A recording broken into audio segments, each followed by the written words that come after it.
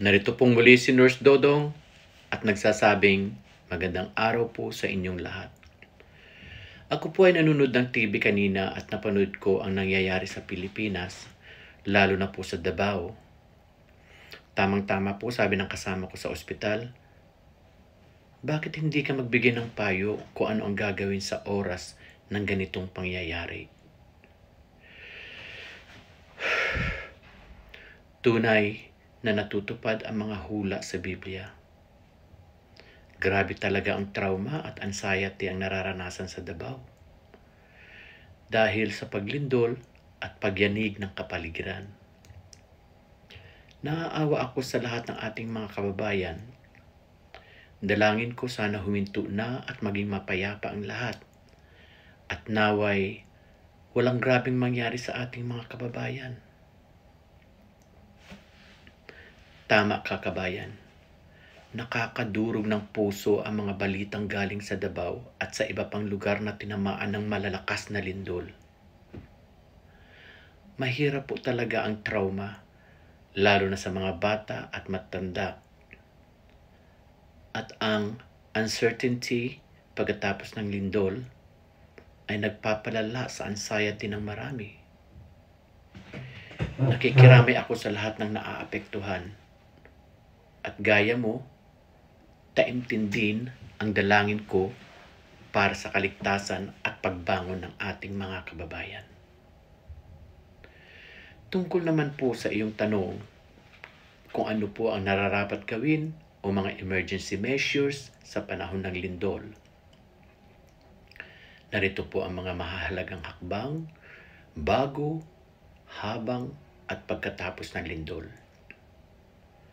Bago po ang lindol, prevention and preparation, una po ay maghanda ng go bag, emergency kit na may tubig, pagkain na hindi agad napapanis, flashlight at extra batteries, first aid kit, whistle, pang signal ng saklolo, at kopya ng mga dokumentong importante, face mask at alcohol, at basic hygiene items.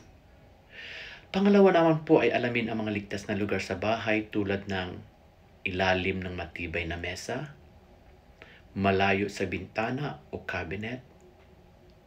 Pangatlo, magsagawa ng earthquake drill kasama ang ating mga pamilya.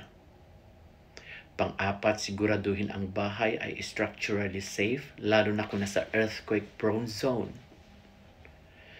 Ano naman po ang ating gagawin habang lindol? This is during the earthquake. Una, duck, cover, and hold. Duck, yumuko agad para bumaba ang sentro ng grabidad.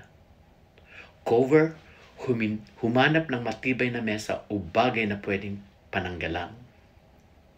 Hold, kumapit ng mahigpit hanggang huminto ang pagyanig.